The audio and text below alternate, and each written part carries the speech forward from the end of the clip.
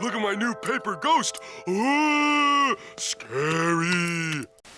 Alright, happy Halloween everyone, and you know what that means. Free ice cream! No, you silly livers! No! Yes, my friends, it's time for the next episode of the Universal Monsters Review, and this year's film is Frankenstein, released in 1931. But before we get into it, I want to preface that I will be comparing this a bit to last year's film Dracula, so if you want to be able to follow along better with this video, I suggest that you go watch that first, but it's obviously not a requirement. Alright, so this film is obviously based off of the novelization of the same name that came out in, oh my god, Jesus, that's old. Now, I'm not going to compare it to the novel since who reads books anymore, am I right? So like Dracula, this film shows this time period proudly. It begins just like Dracula did, title credits and everything, but it feels more like a TV show, if that makes any sense. I can't quite explain why it feels like that, and Dracula doesn't, but whatever, let's move on. So starting out in this movie, I will say that I love the way this film begins. If you've ever watched The Simpsons, it begins exactly how the first few Treehouse of Horror episodes began. It's really awesome. A man steps out in front of a curtain to give a brief overview of the film, and we open to a burial where a man has just been laid to rest. However, there is a man lurking nearby eyeing the scene. We learn later that this crackhead's name is Fritz, but I'm not going to call him that since frankly his behavior warrants extreme mockery upon his character. Once the man has been laid to rest, and apparently not well since the dirt mound is like 4 feet high, we learn that Crackhead is Dr. Frankenstein's assistant, and both of them are here to immediately dig up both a buried corpse as well as this hanging one for uses in their experiments. Yeah, no extra explanation needed, let's continue. We then cut to a university's medical school classroom where this doctor... Hey, wait a minute, I know this dude! Yeah, so remember how in last year's talked about how actors were on contract with studios rather than on a film-by-film basis? Well, there's your proof.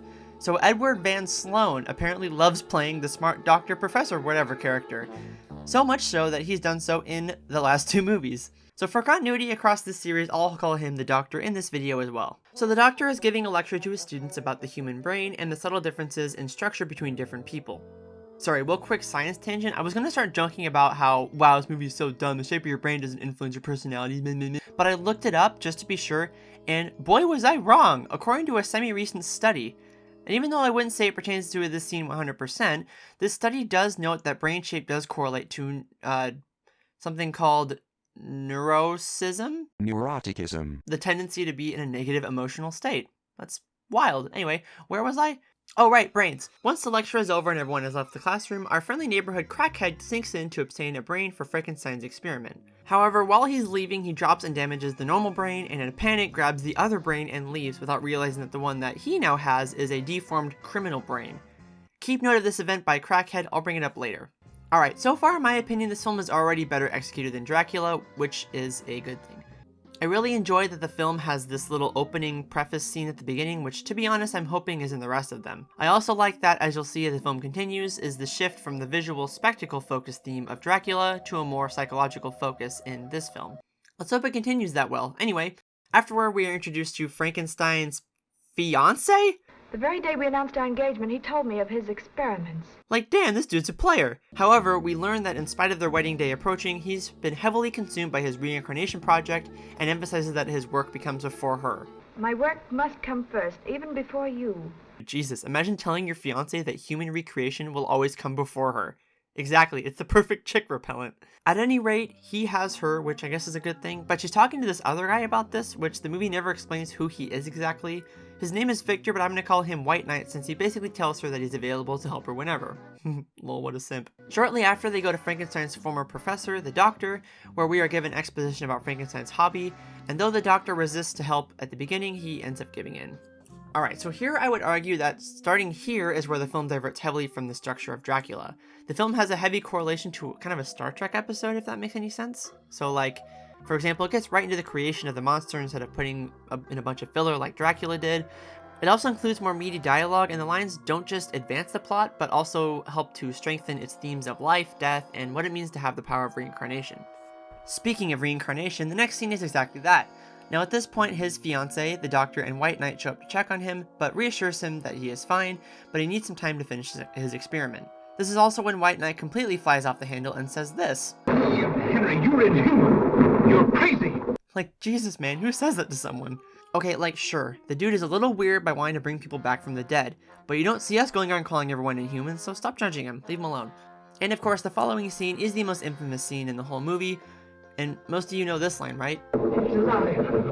It's alive! It's alive! Great, so let's skip ahead a little bit. So now we are introduced to Frankenstein's dad, who, I'll be honest, is kind of an asshole. Like, the only thing he does the whole movie is criticize everything that his son has done, as well as everything around him. Will you tell me that? Like, as much as the right he has to be apprehensive, he just roasts him for the entire movie. Though to be fair, he does understand that— I understand perfectly well. There's another woman. I'm sorry, what? What evidence is there? What made you come to this conclusion? So yeah, the dad's a pretty big pessimist. He spends the whole movie just complaining about everything. But in spite of this, he really doesn't add a whole lot to the story, so we'll move on. After Frankenstein and the doctor talk for a bit about life and death, Frankenstein learns that the brain that is in his creation is in fact a criminal brain, and is now forever destined to become evil, apparently. And although Frankenstein is optimistic, the doctor attempts to persuade him that his creation will most likely be his downfall. And just like that, we are introduced to Frankenstein's monster. Good evening. Which I gotta say, it looks really cool. Boris Karloff plays him, and if you end up watching this for yourself for entertainment, I promise you that you won't be bored while watching his performance, especially his body movements. Okay, so I guess now we're at the part where the film goes a little stupid, and the characters' reactions and decisions really start to kind of fall apart. Suddenly, Crackhead bursts in with a torch, which the monster is afraid of and cowers in fear, but suddenly begins to lash out at Crackhead, who keeps taunting him. And what is everyone's reaction? To put the monster in the dark dungeon as punishment. Duh! Yeah, at this point everyone's being a total moron about it, but hey, movie's got a movie, so let's continue. Okay, so if it wasn't obvious already, this film is not as competent as I've made it out to be. Because compared to Dracula, this film takes a lot longer to show its weaknesses. For one, why is the doctor helping Frankenstein if he left the university? How did Frankenstein not get in trouble for stealing a human brain from the school? Why are Frankenstein and the doctor not helping the monster in his cognitive abilities? And lastly, why is everyone punishing the monster for what Crackhead did? Like, Crackhead is the reason that the monster turned out like this. He's literally dead weight, and he's actually shown beating the piss out of the monster with a whip. Oh boy, does it get even worse from here. Because the sweet, innocent Crackhead finally gets a taste of his own medicine, and what do? What can we do? Kill it, as you would any savage animal. At this point, I cannot even tell you how hungry I was at this film. I don't know if it was because I've been watching a lot of Star Trek recently and I expected that it would act in the same way, but boy was I bamboozled by this moron's stupidity. God, okay. So now, Frankenstein and the doctor have a plot to kill him, which they are successful in knocking him out, but at that exact moment we learn that White Knight, Frankenstein's girlfriend, and his dad are all coming up to check on him. One comedic cover-up and more of the dad complaining later. Well, a pretty sort of place for my son to be in, I must say. Is that the front door? God, you're trying to burn it down, eh? What's that for, eh? It is decided that Frankenstein needs to go home, and rightfully so. Good work, movie. Once everyone's returned home, the wedding commences. However, there are rumors of a monster ravaging the mountains and is heading for town. So Frankenstein's monster had escaped by killing the doctor, and although had this redeeming moment with this girl in the flowers, unknowingly yeeted her into the river and she drowned. This chunk of the film is basically kind of a Scooby-Doo chase scene with Frankenstein running around like a maniac, which eventually the monster finds his wife and scares her? I don't know exactly what happened, but I think she lives, so who's to say? I think it's safe to say that what happens next, you all are aware of the angry mob scene. Frankenstein and the monster have a final battle, which ends with Frankenstein getting chucked off the windmill, and the mob setting the windmill. Oh my god. But everyone that mattered lived happily ever after. Don't worry. Okay, so I would say that this movie is virtually a draw with Dracula. Although it has a more consistent pacing and better dialogue, it is really the characters' motives and the treatment of the monster that are the film's weak points. Again, I don't know if this is the case in the novel, but it is nonetheless ridiculous in this movie, so I'm gonna count it. Like Dracula, there's no cool soundtrack, and though it does have mural set pieces, they felt a little cheaper to the point where in one scene the sky had like fabric ripples in it and it looked a little fake. So that being said, this film is just as fun as Dracula to watch, and I would also recommend this for the Halloween season, so I'm giving it the same score, maybe? Just add a half a point just because. Well, thanks everyone for watching the video. If you liked it, maybe like the video and share it with your friends, or even someone who wants to watch something new to watch on Halloween. Consider subscribing and stay tuned next year for another monster review video.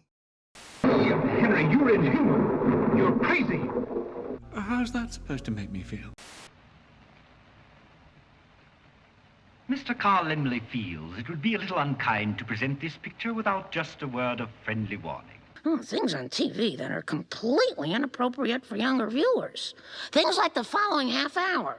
Nothing seems to bother my kids, but tonight's show, which I totally wash my hands of, is really scary. Climb up and cut the rope. No. What's wrong, McFly? Chicken? SpongeBob, free. Squad, free. Hot dog free. Hydrate level 4, please.